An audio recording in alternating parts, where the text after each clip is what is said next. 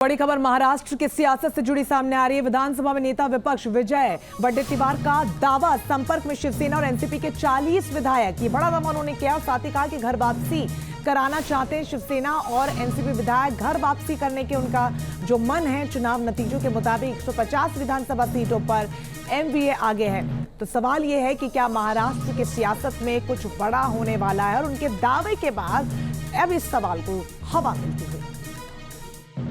मी तुम्हाला विश्वासानं सांगतो, हे गेलेले अजितदादा पवारांच्याकडचे असू दे किंवा शिंदे गटाकडे असू दे, पुढच्या महिनाभरामध्ये जवळपास हे यांचे दोघांचे मिळून 40 आमदार घरवापसी होईल ही परिस्थिती आता निर्माण झालेली आहे राज्यामध्ये। आणि त्यांनी तशा पद्धतीचा संपर्क साधत असल्याची माहिती सुद्धा आहे।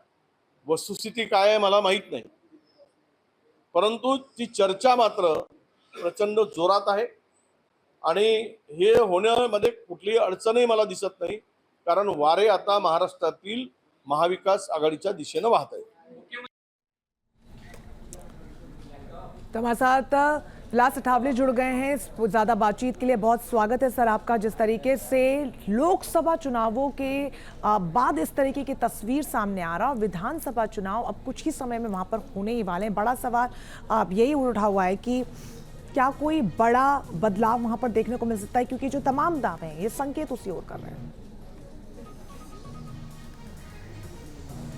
बिल्कुल, देखिए रचना, जिस प्रकार से 48 सीटों लोकसभा चुनाव की 48 सीटों से 150 जगह के ऊपर महाविकास आघाड़ी यानी विधानसभा क्षेत्र में आगे दिखाई दे रही है, और जिस तरीके से महाविकास आघाड़ी को यहाँ सफलता मिली है उसको देखते हुए अपना विधायक पद कायम रखने के लिए महाविकास आघाड़ी के पास आने वाले की संख्या जो है वो निश्चित 1-2 महीने में पता चल जाएगी।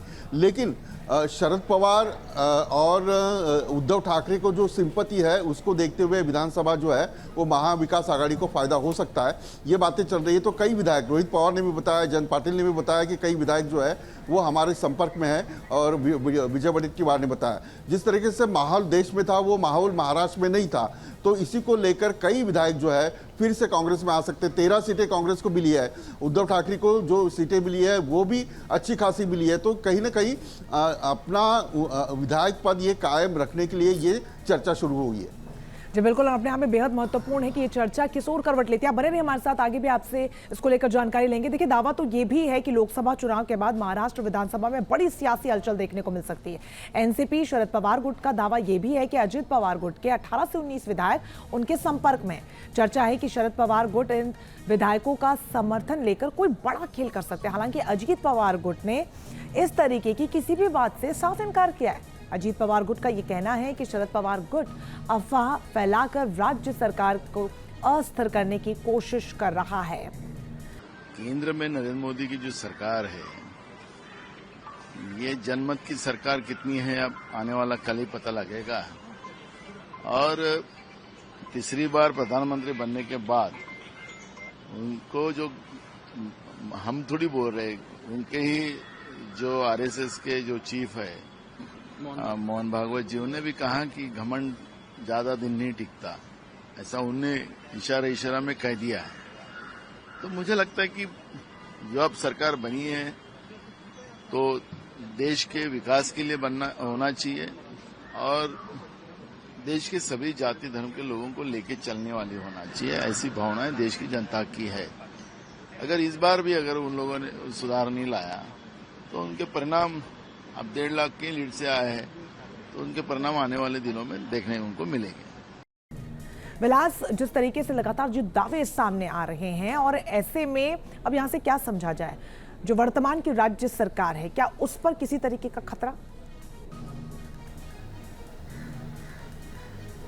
देखिए, सरकार को खतरा नहीं है, लेकिन सरकार के 5 साल पूरे होने के बाद जो भी चुनाव आएंगे उसमें जरूर सरकार में बैठे हुए मंत्री रहे या फिर विधायक रहे, उनको खतरा जरूर है।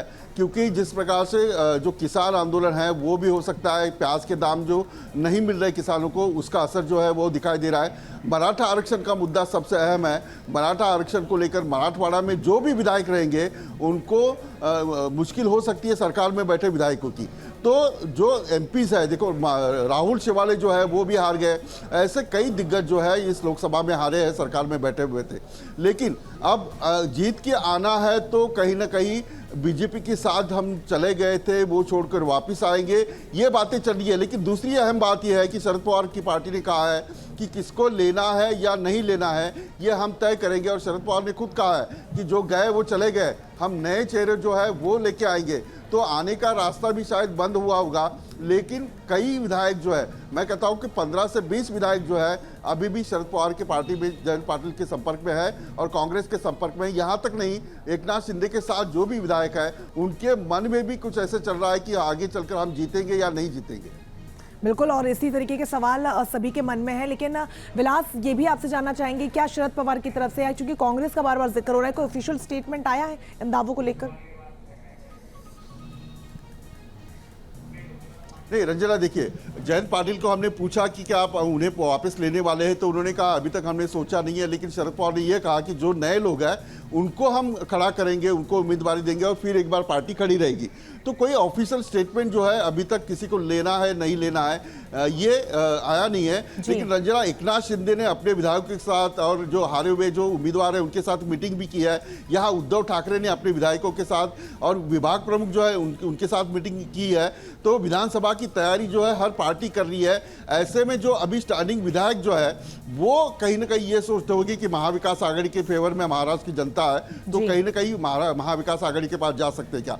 दो चीजें अहम है। अजित दादा पवार ने यह कहा कि शाहू फुले अम्बेडकर का विचार हमने छोड़ा नहीं है, तो शरद पवार जो है शाहू फुले अम्बेडकर के विचारों पर उनकी पार्टी चलती है। तो हो सकता है कि अजित पवार के साथ जो भी विधायक है वो कहीं ना कहीं संपर्क में आएंगे, अगर उनको लिया जाता तो वो आ सकते हैं। उद्धव ठाकरे की अगर बात करें तो उद्धव ठाकरे भी काफी नाराज है, जो छोड़ के चले गए उनको वापस ना लेने की एक बड़ा प्रेशर जो है वो शिवसैनिकों का है। और उद्धव ठाकरे भी हो सकता है कि कुछ चुनिंदे लोगों को वापस ले ले और नए उम्मीदवारों को खड़े करें। ठीक है, चलिए, बहुत शुक्रिया आपका तमाम जानकारी के लिए। तो लगातार महाराष्ट्र की सियासत किस ओर करवट लेगी उसको लेकर कई सवाल उठ रहे हैं। बड़ी खबर महाराष्ट्र की सियासत से जुड़ी सामने आ रही है। विधानसभा में नेता विपक्ष विजय वडेट्टीवार का दावा, संपर्क में शिवसेना और एनसीपी के 40 विधायक। ये बड़ा दावा उन्होंने किया और साथ ही कहा कि घर वापसी कराना चाहते हैं शिवसेना और एनसीपी विधायक। घर वापसी करने के उनका जो मन है, चुनाव नतीजों के मुताबिक 150 विधानसभा सीटों पर एमवीए आगे है। तो सवाल यह है कि क्या महाराष्ट्र की सियासत में कुछ बड़ा होने वाला है, और उनके दावे के बाद अब इस सवाल को हवा मिलती है। मी तुम्हाला विश्वासानं सांगतो, हे गेलेले अजितदादा पवारांच्याकडचे असू दे किंवा शिंदे गटाकडे असू दे, पुढच्या महिनाभरामध्ये जवळपास हे यांचे दोघांचे मिळून 40 आमदार घरवापसी होईल, ही परिस्थिती आता निर्माण झालेली आहे राज्यामध्ये। आणि त्यांनी तशा पद्धतीचा संपर्क साधत असल्याची माहिती सुद्धा आहे। वस्तुस्थिती काय आहे मला माहित नाही, परंतु ती चर्चा मात्र प्रचंड जोरात आहे आणि हे होण्यामध्ये कुठलीही अडचणही मला दिसत नाही, कारण वारे आता महाराष्ट्रातील महाविकास आघाडीच्या दिशेने वाहत आहेत। तो हमारे साथ विलास अठावले जुड़ गए हैं ज्यादा बातचीत के लिए। बहुत स्वागत है सर आपका। जिस तरीके से लोकसभा चुनावों के बाद इस तरीके की तस्वीर सामने आ रहा और विधानसभा चुनाव अब कुछ ही समय में वहां पर होने ही वाले हैं, बड़ा सवाल अब यही उठा हुआ है कि क्या कोई बड़ा बदलाव वहां पर देखने को मिल सकता है, क्योंकि जो तमाम दावे हैं ये संकेत उसी ओर कर रहे हैं। बिल्कुल, देखिए रचना, जिस प्रकार से 48 सीटों लोकसभा चुनाव की 48 सीटों से 150 जगह के ऊपर महाविकास आघाड़ी यानी विधानसभा क्षेत्र में आगे दिखाई दे रही है, और जिस तरीके से महाविकास आघाड़ी को यहाँ सफलता मिली है उसको देखते हुए अपना विधायक पद कायम रखने के लिए महाविकास आघाड़ी के पास आने वाले की संख्या जो है वो निश्चित 1-2 महीने में पता चल जाएगी। लेकिन शरद पवार और उद्धव ठाकरे को जो सिंपति है उसको देखते हुए विधानसभा जो है वो महाविकास आघाड़ी को फायदा हो सकता है, ये बातें चल रही है। तो कई विधायक, रोहित पवार ने भी बताया, जयंत पाटिल ने भी बताया कि कई विधायक जो है वो हमारे संपर्क में है, और विजय वडेट्टीवार ने बताया जिस तरीके से माहौल देश में था वो माहौल महाराष्ट्र में नहीं था। तो इसी को लेकर कई विधायक जो है फिर से कांग्रेस में आ सकते हैं। 13 सीटें कांग्रेस को मिली है, उद्धव ठाकरे को जो सीटें मिली है वो भी अच्छी खासी मिली है। तो कहीं ना कहीं अपना विधायक पद ये कायम रखने के लिए ये चर्चा शुरू हुई है। जी बिल्कुल, और अपने आप में बेहद महत्वपूर्ण है कि ये चर्चा किस ओर करवट लेती है। आप बने रहिए हमारे साथ, आगे भी आपसे इसको लेकर जानकारी लेंगे। देखिए, दावा तो ये भी है कि लोकसभा चुनाव के बाद महाराष्ट्र विधानसभा में बड़ी सियासी हलचल देखने को मिल सकती है। एनसीपी शरद पवार गुट का दावा ये भी है कि अजित पवार गुट के 18 से 19 विधायक उनके संपर्क में। चर्चा है कि शरद पवार गुट इन विधायकों का समर्थन लेकर कोई बड़ा खेल कर सकते हैं। हालांकि अजित पवार गुट ने इस तरीके की किसी भी बात से साफ इनकार किया है। अजीत पवार गुट का ये कहना है कि शरद पवार गुट अफवाह फैलाकर राज्य सरकार को अस्थिर करने की कोशिश कर रहा है। केंद्र में नरेंद्र मोदी की जो सरकार है, ये जनमत की सरकार कितनी है अब आने वाला कल ही पता लगेगा।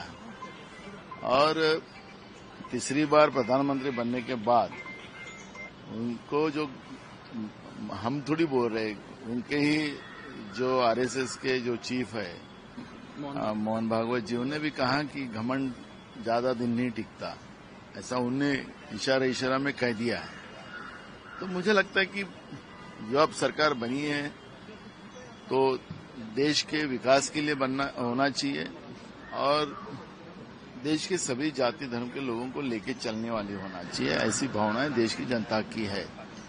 अगर इस बार भी अगर उन लोगों ने सुधार नहीं लाया तो उनके परिणाम, अब 1.5 लाख की लीड से आए हैं, तो उनके परिणाम आने वाले दिनों में देखने उनको मिलेंगे।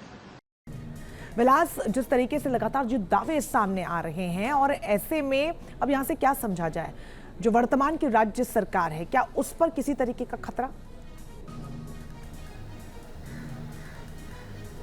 देखिए, सरकार को खतरा नहीं है, लेकिन सरकार के 5 साल पूरे होने के बाद जो भी चुनाव आएंगे उसमें जरूर सरकार में बैठे हुए मंत्री रहे या फिर विधायक रहे, उनको खतरा जरूर है। क्योंकि जिस प्रकार से जो किसान आंदोलन है वो भी हो सकता है, प्याज के दाम जो नहीं मिल रहे किसानों को, उसका असर जो है वो दिखाई दे रहा है। मराठा आरक्षण का मुद्दा सबसे अहम है। मराठा आरक्षण को लेकर मराठवाड़ा में जो भी विधायक रहेंगे उनको मुश्किल हो सकती है सरकार में बैठे विधायकों की।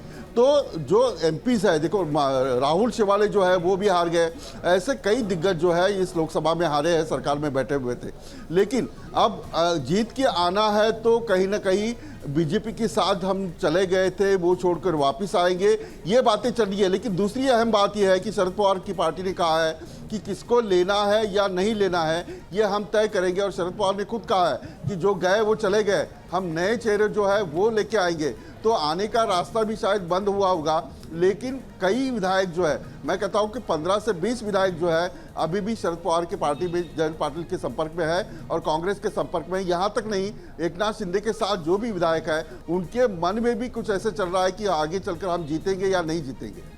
बिल्कुल, और इसी तरीके के सवाल सभी के मन में है। लेकिन विलास, ये भी आपसे जानना चाहेंगे, क्या शरद पवार की तरफ से, क्योंकि कांग्रेस का बार बार जिक्र हो रहा है, कोई ऑफिशियल स्टेटमेंट आया है इन दावों को लेकर?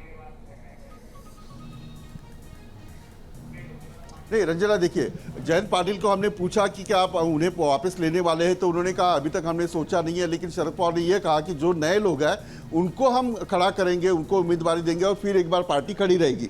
तो कोई ऑफिशियल स्टेटमेंट जो है अभी तक किसी को लेना है नहीं लेना है ये आया नहीं है। लेकिन रंजना, एकनाथ शिंदे ने अपने विधायकों के साथ और जो हारे हुए जो उम्मीदवार है उनके साथ मीटिंग भी की है। यहाँ उद्धव ठाकरे ने अपने विधायकों के साथ और विभाग प्रमुख जो है उनके साथ मीटिंग की है।